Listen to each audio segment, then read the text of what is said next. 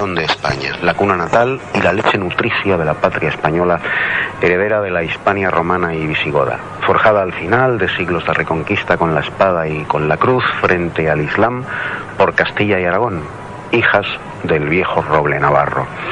El separatismo vasco ha deseado siempre con gula y con lujuria la anexión de Navarra por dos razones fundamentales.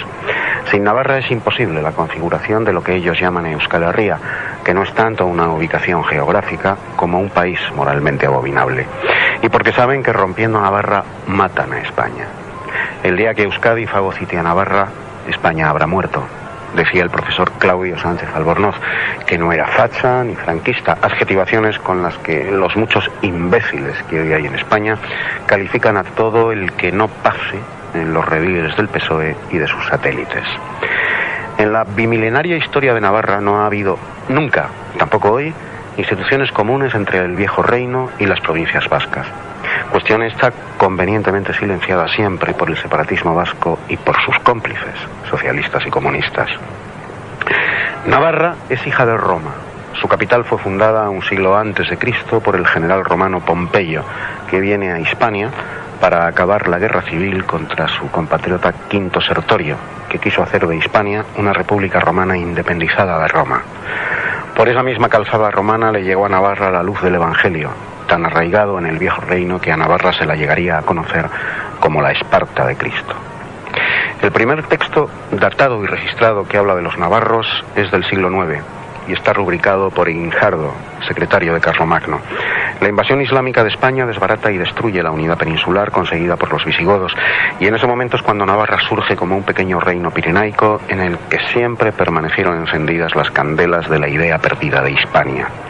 Tan encendidas permanecieron esas luminarias de Hispania que años después, cuando Sancho III el Mayor consigue aglutinar a los cristianos del norte de España, se recobra la vieja idea de la unidad de España de los visigodos y el rey navarro se titulará Hispaniarum Rex, al modo de los antiguos reyes godos.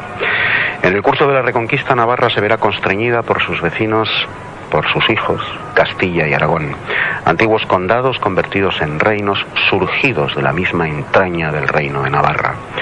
Aun en su merma territorial, Navarra fue leal y generosa con España.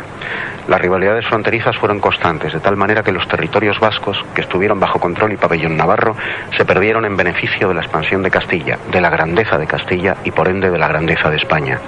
Fueron los vascos los que pidieron su incorporación a la corona de Castilla sin menoscabo de sus fueros, huyendo de la dominación navarra, a pesar de que las ciudades de Vitoria y San Sebastián, que habían sido fundadas por los reyes de Navarra, otorgándoles el fuero de Jaca, estuvieron preservadas desde su fundación de ser repobladas con navarros de origen.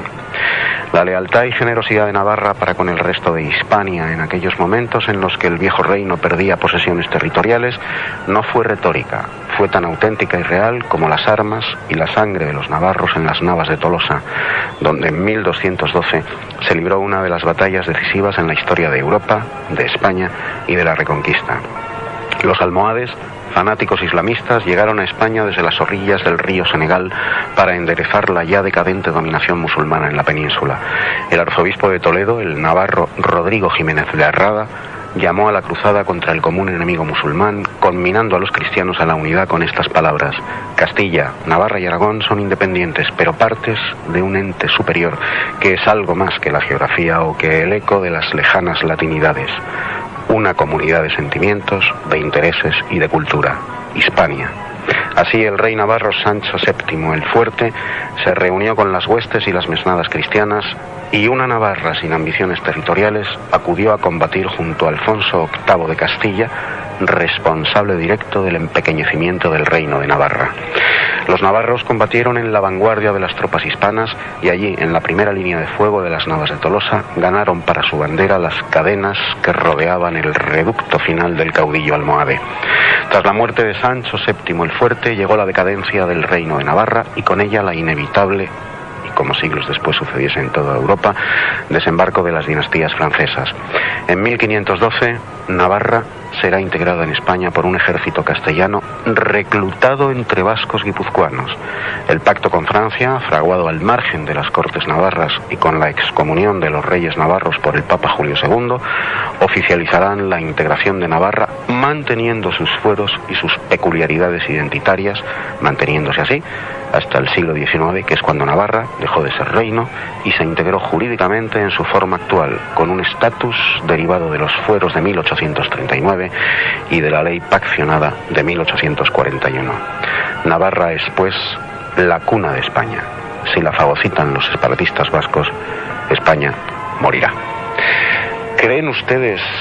¿Se creen ustedes a este gobierno que padecemos cuando dicen que Navarra no está en el tapete?